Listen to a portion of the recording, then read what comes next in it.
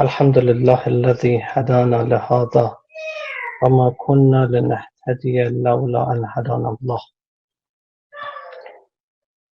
What we discussed in the previous session so far was about the signs that Imam mentions for muttaqin, the signs by which one can identify muttaqins and the kind of pious people within community.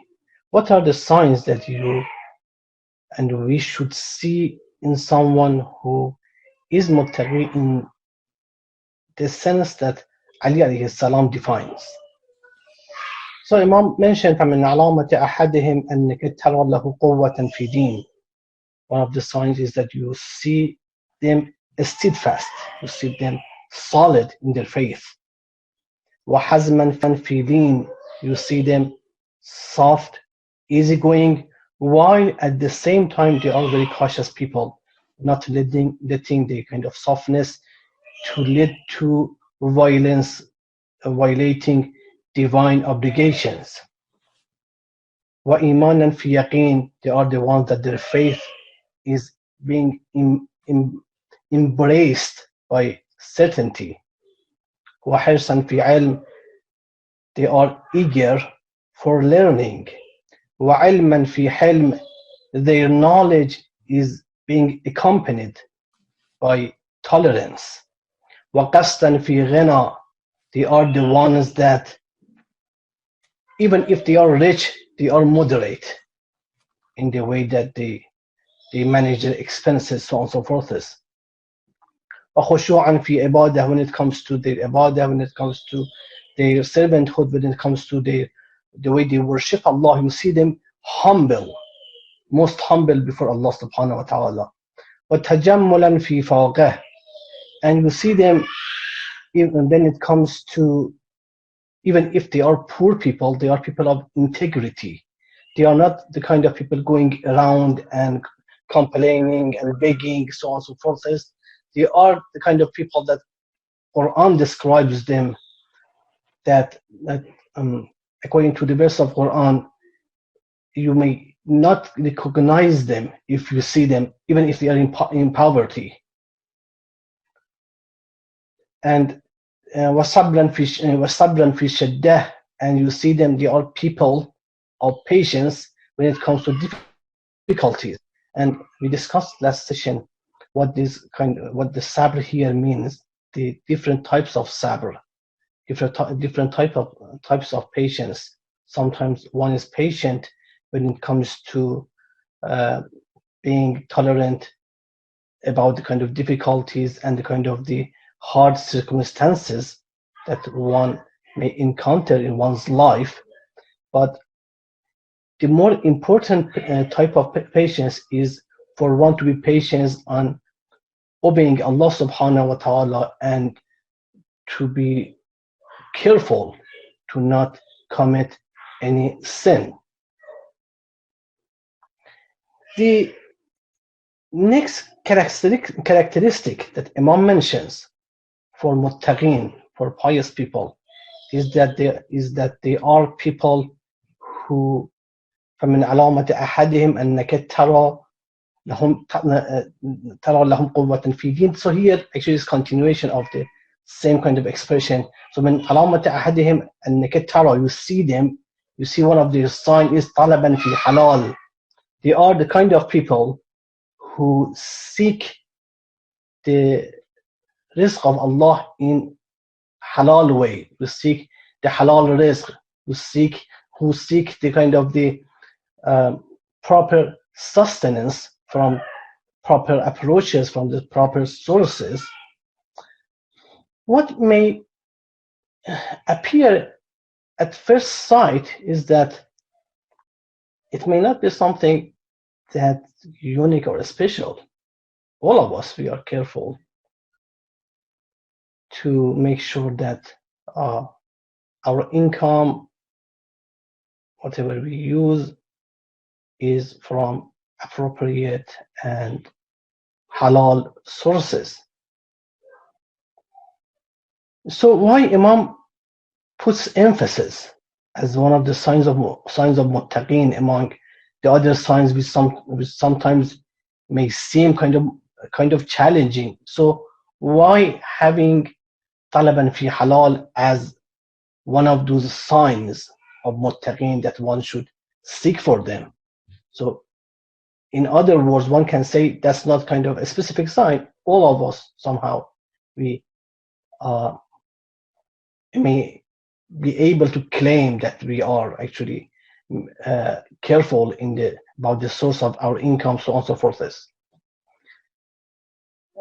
However, what we need to pay attention to is that what Imam mentions in Sunan of Muttaqin, each and every characteristic is like a code that needs to be explained, needs to be deciphered further. For example, it could be the case that for us, if we heard before sabr and fi shiddah, we couldn't realize the kind of the importance, the kind of the depth of the meaning before we go to the Quran or to our traditions and try to have a deeper understanding of what Imam meant by sabr, what Imam meant by patience here. Similarly, when it comes to talaban fi halal, if we go further to our authoritative kind of sources, we may see a different picture. We may see the matter is a delicate one that sometimes we may neglect, sometimes we may not pay enough attention to it. When we look to Quran as the first and foremost source that we need to look at, you see emphasis on talib al-halal. You see emphasis on seeking rizq, seeking sustenance, seeking income from the proper sources. We have in chapter Baghadah, verse 57, and we have in verse 176 or 9 from chapter Baghadah, if I'm not mistaken. And similarly, we have in chapter A'raf and we have in chapter Taha, all similar expressions that Allah subhanahu wa ta'ala says, Kulu min tayyibati ma razaqnakum. O believers, O my servants, eat, use, take benefit from the goods, from the pure, from the nice things that we give you as rizq, as sustenance. Don't go to the wrong ones. Kulu mimma razaqakumullahu halalan tayyiba, chapter Nahl. Eat from the ones that Allah gave you, the kind of the rizq Allah bestowed upon you. The rizq that has this characteristic, they are halal. They are being, they are from halal sources, from the proper sources, from the good sources. You see similar expressions in many other verses. وَرَزَقْنَاهُمْ مِنَ الطَّيِّبَاتِ in chapter Isra and chapter Jathiyah. And we have other verses similarly that Allah subhanahu wa ta'ala addresses believers and advises us to seek the right type of rizq. When it comes to our tradition, so since traditions are being supposed to interpret, to explain further the teachings that we have in Quran, you see other kind of aspects of the matter is being clarified by our imams. We have a narration from the Prophet, peace be upon him. The narration is being mentioned in Uddatul Da'i. It says, Al-ibada ma'akl al-haram for one to worship Allah, for one to claim servanthood of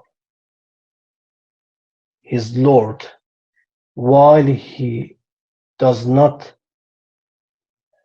not careful about the sources of his income, her income, and he is not careful about having halal.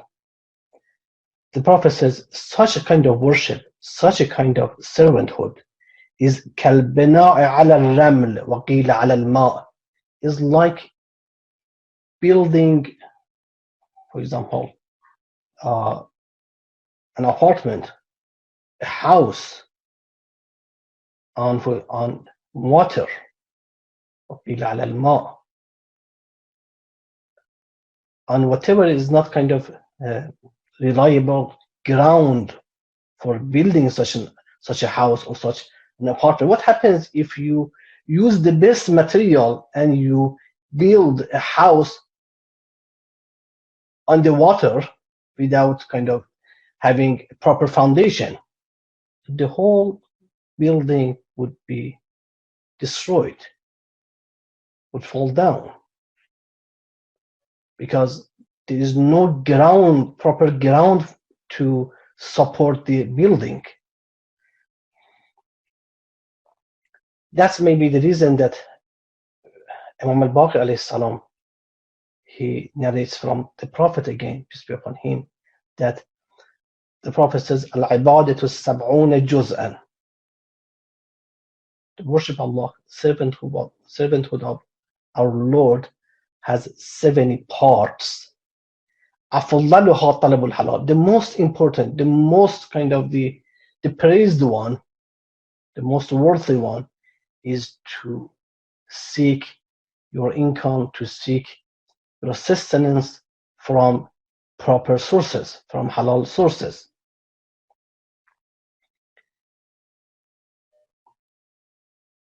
We can see it even more kind of more clear when it comes to the role of rizq al-halal from another hadith. It's a hadith al-Qudsi, so it's been narrated from Allah subhanahu wa ta'ala. It is again in Uddat al-Da'i. The hadith says, Allah subhanahu wa ta'ala says, فَمِنْكَ الدُّعَاءُ وَعَلَيَّ الْإِجَابَةِ. O my servant, just what you have to do is just to call me, just to ask for my help, and it is upon me to answer you, to help you. فَلَا تُحْتَجَبْ عَنِّي دَعْوَةٌ. Allah subhanahu wa ta'ala says, no voice, no request would be rejected, would be blocked from getting to me, but إِلَّا دَعْوَةَ آكِلَ الْحَرَامِ, but the request of the one who eats haram. That kind of request would not even reach to me, and I would not answer dua and a call of someone who eats haram, whose income is from improper sources. So the matter seems very important one, very crucial one.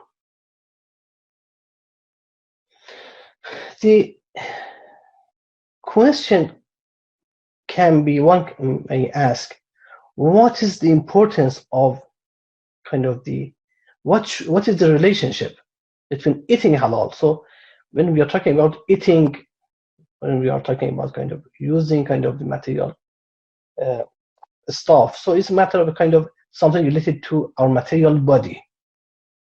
So what's the relation between eating something improper and losing the kind of the spiritual ability, the spiritual capacity of our soul?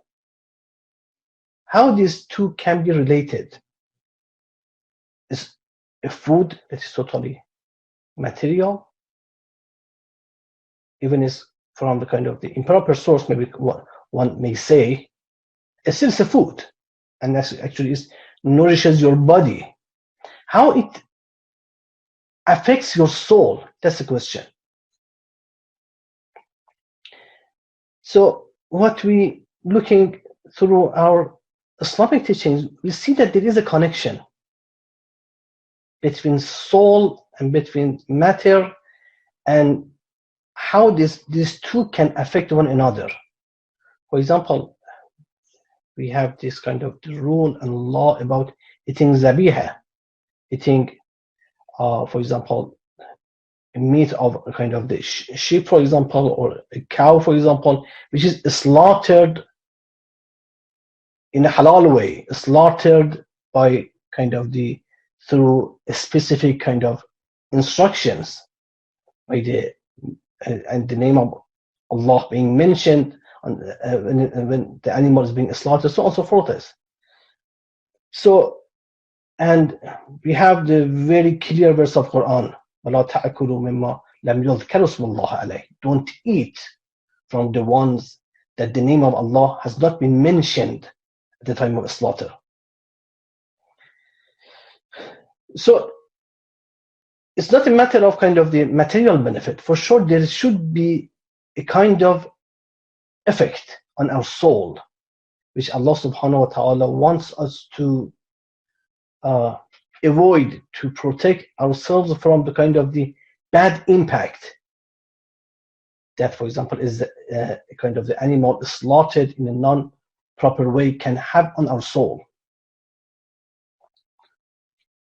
In another example, you see, for example, that using water, using dust for a matter of the wudu ablution, for tayammum, it gives our soul a kind of purity. That's how we understand it. We do ghusl, when we do wudu. And that's how we have it in our traditions. For example, we have from the Imam that says, al-wudu'u nurun. Ablution is kind of light. وَالْوُضُوءُ عَلَى الْوُضُوءِ نُورٌ عَلَى نُورٍ. And to maintain wudu, and then again you take wudu, that's like adding light to light.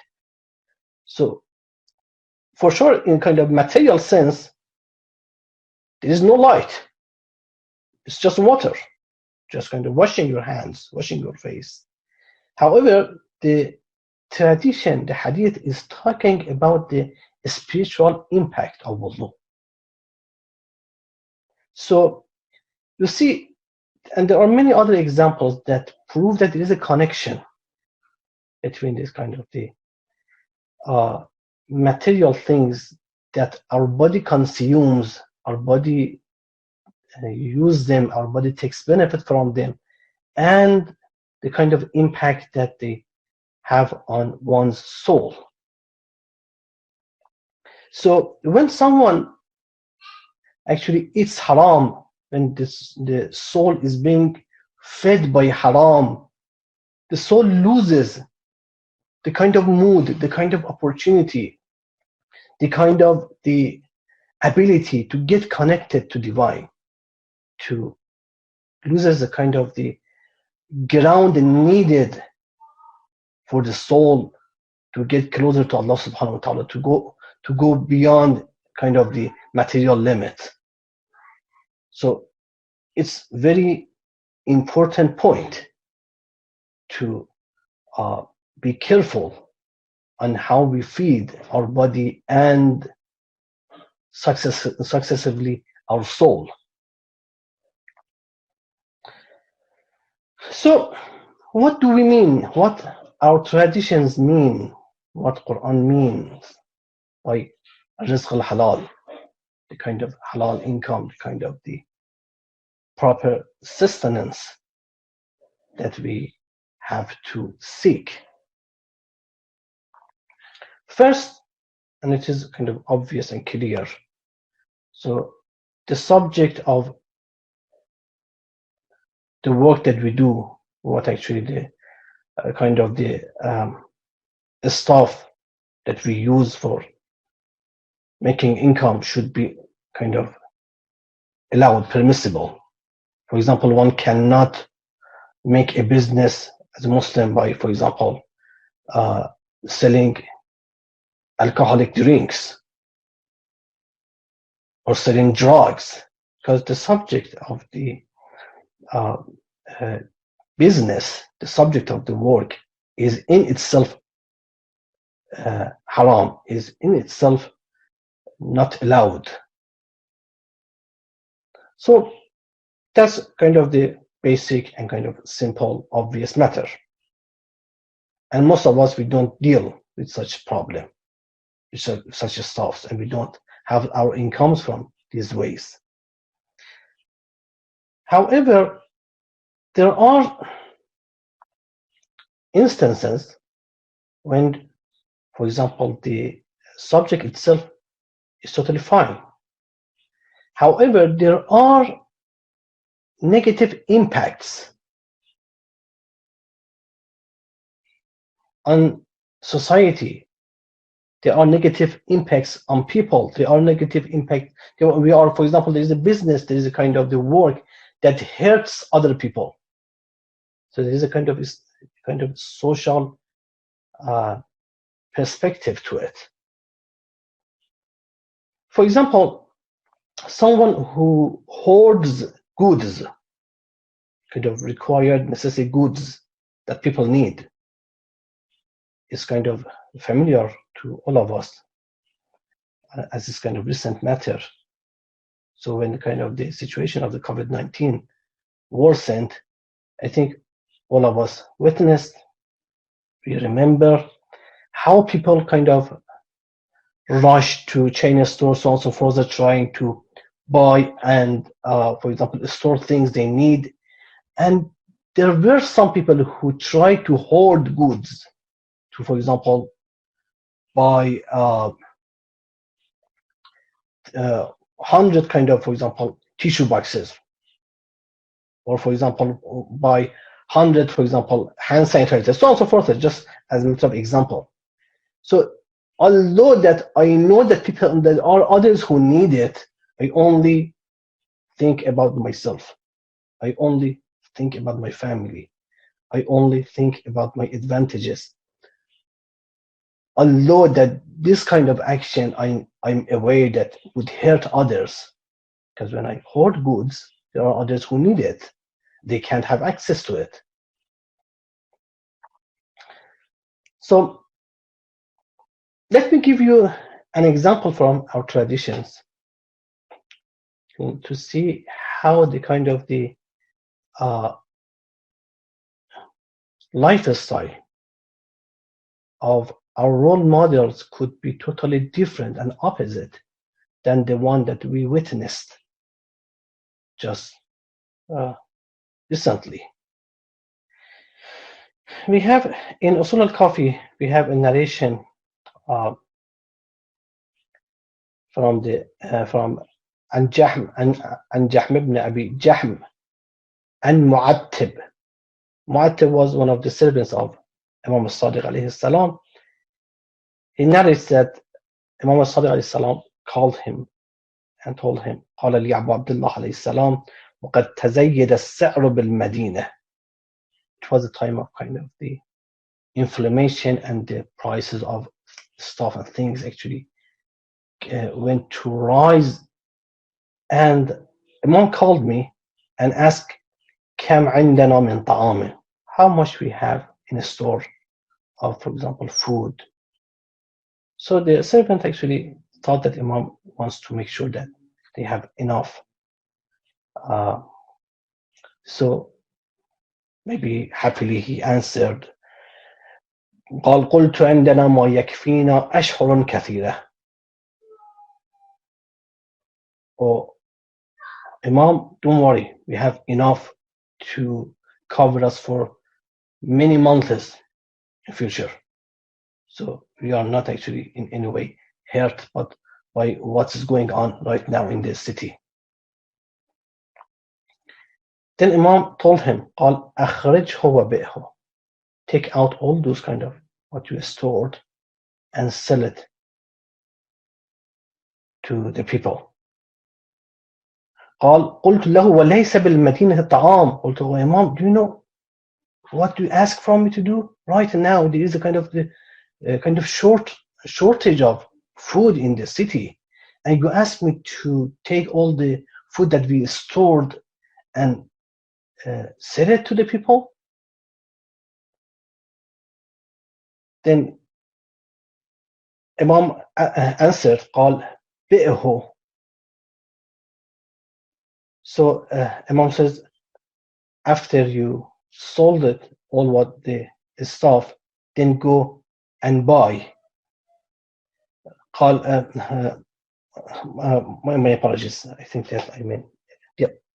So فلما بعته قال اشتري مع الناس يوما بيوم. Imam said, when go right now after you sold all the stuff that you stored, then go to the market and buy the stuff that we need, the food we need, day by day, like the other people. Like the other people.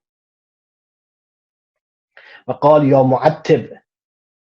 And then Imam gave another advice. ومعتب, go and اجعل قوت عيالي نصفا شعيرا ونصفا حنطة. So Imam, although Imam was capable financially to provide with his family with the best meal, with the best type of bread, however, Imam asked him to go and kind of reduce the quality of the bread to, for example, to add some oat in the bread. And then Imam says, فإن الله يعلم أني واجد أن أطعمهم الحنطة على وجهها ولكني أحب أن يراني الله قد أحسنت تقدير المعيشة. Is that I'm able to give the best to my family, but I want Allah to see me that I'm actually a moderate people, a moderate person when it comes to my expenses. When it is a time of difficulty for the people, I want my family also to understand, to feel, although I'm not going to let them suffer, but just to kind of reduce the quality a bit so they can feel the kind of the difficulty and suffering that the other people they're having in the community. So the point is, not only Imam didn't ask, for example, his servant to go to the store and hoard the goods that they may need. Imam asked him to get all the stuff that they stored and sell it to the market and then buy it day by day like the other people. I'm addressing this to myself because we experienced this situation just a while ago. How many of us would do that if we had this opportunity? If we had, for example, enough hand sanitizers, enough wipes, enough, for example, canned food, so on and so forth, and we knew that there are some brothers sisters in our community they need. How many of us went around giving them what we have, and just say whatever the others do, we do it as well. Let us not be worried about that. So you see a different perspective. So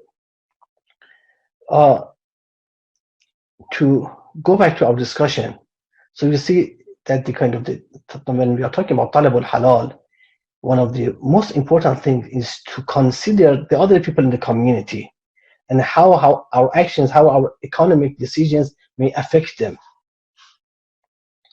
There is another example from Imam Sadiq alayhi salam. It's also very kind of beneficial, should teaches us many lessons if we are actually all listen to these kind of valuable advices. It's another narration from Imam Sadiq alayhi salam. Some of you may heard it, but again, to hear it once a while, that should kind of remind us of our duties, of kind of the teachings that we have. So Imam called one of his servants whose name was Musadif.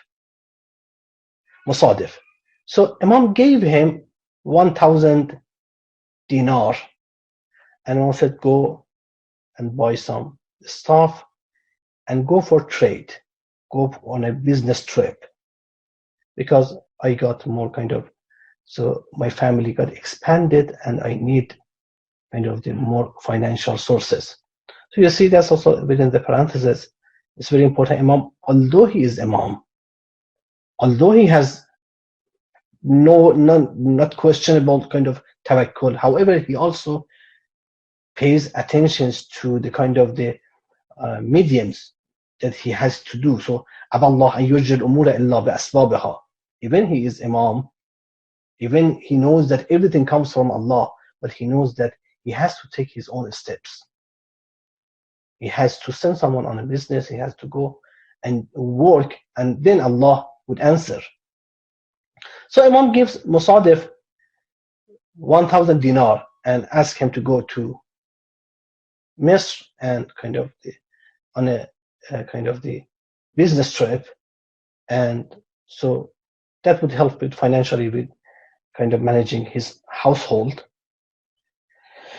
So the story goes and says that Musadif went with a group of people, and when they came close to Misr, they heard other businessmen returning from the city, and they asked, "What do you have?" They said, "We have, for example, this kind of stuff."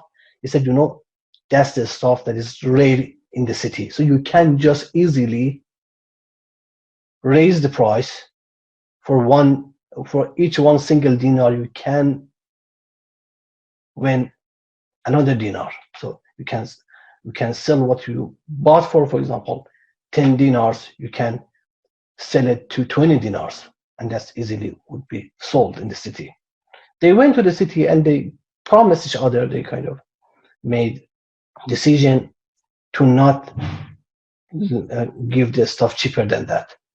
So they doubled the price, and yes, they were able to sell whatever they had. So Musadaf came back and he was happy with his performance. So Imam asked him, what did you do? How the journey went? So Musadaf brought to the Imam the capital, the money that Imam gave him, 1,000 dinar, and gave him another 1,000 dinar and said, "Oh Imam, that's the the interest. That's actually what I got. That's actually the extra income that I got from my trip." And then Imam asked, "That's a unusual income. هذا الربح كثير. ولكن ما صنعتم في المتاع." Imam said, "Tell me what happened."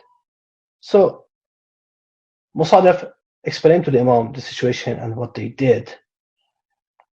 And the Imam answered, فقال سبحان الله تحلفون على قوم مسلمين أن لا تبيعوهم إلا بربح الدينار دينارا. So Imam couldn't believe, did such a thing, to go and promise each other to sell your stuff for a double price to the Muslims, to your brothers and sisters in faith? Then Imam took just the original money, the 1,000 dinar that he gave the Musadaf. He took it back. He said, فقال هذا رأس مالي ولا حاجة لنا في هذا الربح. And we don't need the rest. That's not something I would take it. You see, there is a different picture here. If you go, for example, to the fiqh book nowadays, so the rule is that as long as you own something, it's your own property, you are allowed to name any price for it, and as long as your customer is happy with it and is okay with it, that's a legal the contract. You can sell it the price you want. However, it may be a individualistic approach to fiqh, to understanding Islam. Islam is a religion of community, a religion of society. So one cannot take an action without considering the impacts that action can have on the community and on one's brothers and sisters, on the other people, the other human beings. So this is a very important lesson from the Imam.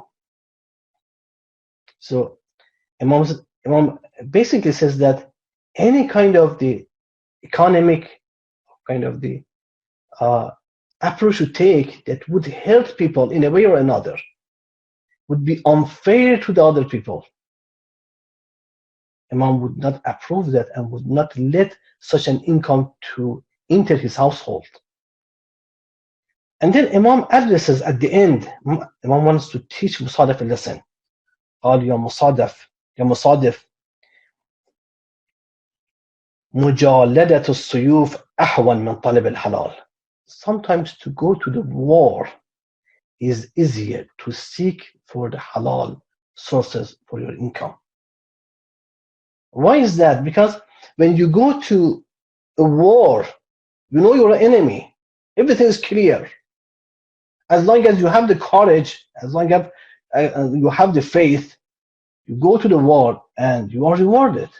And you are doing the obligations of Allah subhanahu wa ta'ala. However, the matter of the business, the matter of kind of the finding the right and proper sources can be tricky.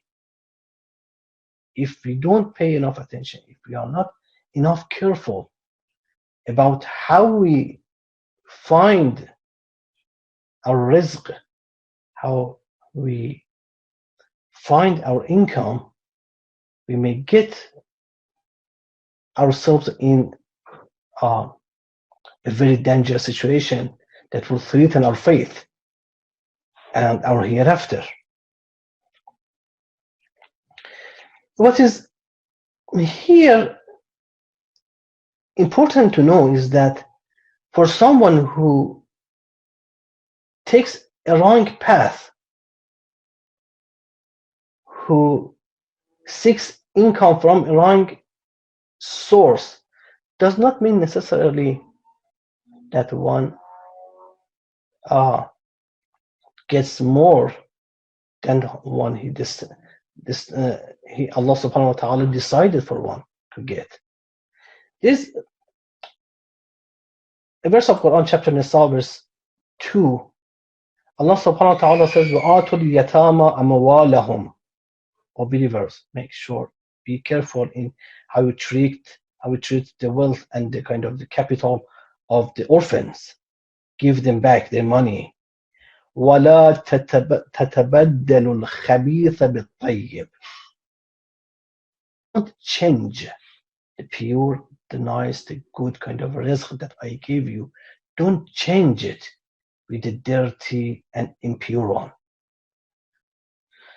So, you know, the kind of the what is interesting here, the word tatabaddal. Allah doesn't say don't add to your, for example, money through the wrong kind of sources. It says don't change it. So in other words, when you go to the wrong path, you are just changing the risk that Allah decided for you from the halal sources. You change it from the halal sources. There is no gain for you here. Just you lose your hereafter for nothing. Because Allah already guaranteed the risk for His servants, the risk for His creatures. Although there are instances you see that there are people trying to steal other people's risk. You see there are kind of people try to scam others. There are people who try to fraud. So there are people who try to steal other people's risk. There are people who they don't actually take themselves to pay the share, the risk of the other people in their own wealth. That's interesting when you look to some verses of Quran. You see that the verse of Quran says that poor people, they have a right in your capital, in your wealth. They have a right in it. They have a share in it. Some part of their rizq is in it. So We have in chapter Zariyat, verse 19, so about the kind of the characteristics of the believers. أَفِي أَمْوَالِهِمْ حَقٌّ لِلسَّائِلِ وَالْمَحْرُومِ. The ones who have it, who dedicated, who separated a share, something that is a right for those poor people, those people who don't have such privileges. We have a similar verse in chapter Ma'arij, وَالَّذِينَ فِي أَمْوَالِهِمْ حَقٌّ مَعْلُومٌ لِلسَّائِلِ وَالْمَحْرُومِ. The ones who are aware of the share that they should pay to the people in need. The verse of Quran said it's a right, it's something belongs to those poor people. So sometimes there are people who prevent the risk of others. And it must be noted as well that for one to get the risk guaranteed for him, for her, one needs to take the required steps. One is to do his share, to strive for getting halal rizq.